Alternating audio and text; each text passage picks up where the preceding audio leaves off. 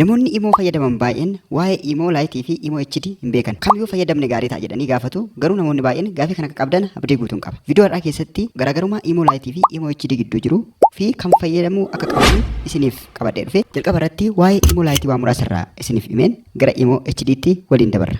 Imoo laayitii buufannee fayyadamuudhaaf Play Store yookiin App Store irraa buufannee fayyadamuudhaaf meegaabaaytii hanga 10 hanga 15 kan nu gaafatu yoo ta'u yookiin kan fudhatu yoo ta'u bakka xiqqoo kan qabatuu fi akkasumas salphaatti kan itti fayyadamuu dandeenyudha. Kanarraa kan ka'e namoonni hedduun imoo laayitii salphaatti fayyadamu. Akkasumas imoo laayitiin intarneetii 2G fi 3G dhaan sirriitti kan hojjetu yoo ta'u garuu viidiyoo koolii fi audiyoo koolii irratti kwaalitii gadaanaa kan qabuu fi akkasumas infoormeeshinoota salphaatti geessuudhaaf kan akka audiyoo koolii akkasumas tekstii garaagaraa salphaatti kan itti fayyadamnudha jechuudha imoo laayitiin. Kan imoo laayitii kana yoo jennee gara imoo HDtti adabarru. Dhuma irratti immoo kamtu gaarii akka ta'ee fi kan fayyadamuu akka qabnu waliin ilaalla.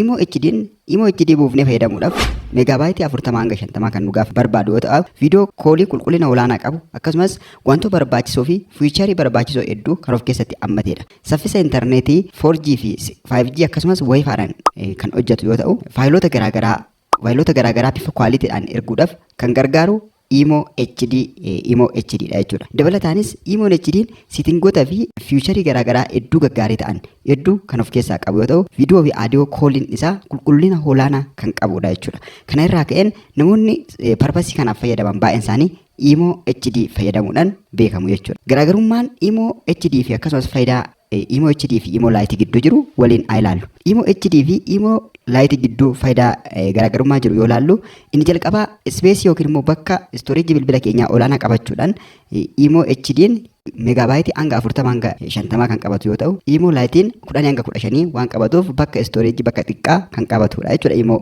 laayitiin. Odeeffannoo wal qabatee yookiin immoo odeeffannoo daddabarsuu wal qabatee imoo laayitiin odeeffannoo gadi aanaa kan qabu yoo ta'u yookiin immoo odeeffannoo akka garaa keenyatti kan nu dabarsu osoo hin taane qulqullina odeeffannoo yookiin immoo odeeffannoo garaagaraa gadi hir'isee nutti agarsiisa jechuudha viidiyoo fi wantoota garaagaraa nuti fayyadamu. Imoo HD'n garuu odeeffannoo guddaa kan of keessaa qabu akkasumas kwaalitii olaanaadhaan kan waan nuti barbaanne nuuf dhiyeessu ta'uusaa fi intarneetii wal qabate yookiin immoo saffisa intarneetii wal qabate imoo laayitiin intarneetii 2G fi akkasumas 3G dhaan salphaatti kan hojjetu yoo ta'u imoo HD'n garuu intarneetii 4G akkasumas 5G fi Wi-Fi fayyadamnee kan hojjetudha jechuudha. Inni biraa qulqullina audiyoo koolii fi viidiyoo koolii wal qabate imoo laayitiin viidiyoo fi audiyoo koolii qulqullina gadaanaa yookiin giddugaleessa kan qabu yoo ta'u imoo HD'n qulqullina olaanaa kan qabuu fi audiyoo fi viidiyoo koolii qulqullina olaanaa qabaniin kan nu fayyadudha jechuudha sirriitti. Gama beeksisaa wal qabatee beeksisa garaagaraa gaafa imoo fayyadamnu nutti mul'atu wal qabatee imoo HD'n beeksisa olaanaa fi beeksisa heddummeessee kan fayyadamu yoo ta'u imoo laayitiin garuu beeksisa muraasa fayyadama jechuudha. Walumaa galatti bilbiloota xixiqqaa fi intarneetii xixiqqaa yookiin intarneetii ispiidii xiqqaa 3G 2G qofa warri fayyadamtan bilbila keessan istooreejii bilbila keessanii gadi aanaa warri ta'e imoo laayitii akka fayyadamtan isin gorsuun barbaada. Akkasumas bilbilli keessan kwaalitiin isaa olaanaa kan ta'e akkasumas bilbiloota haay kwaalitii qaban warri fayyadamtan immoo imoo HD yoo fayyadamtan gaarii ta'a.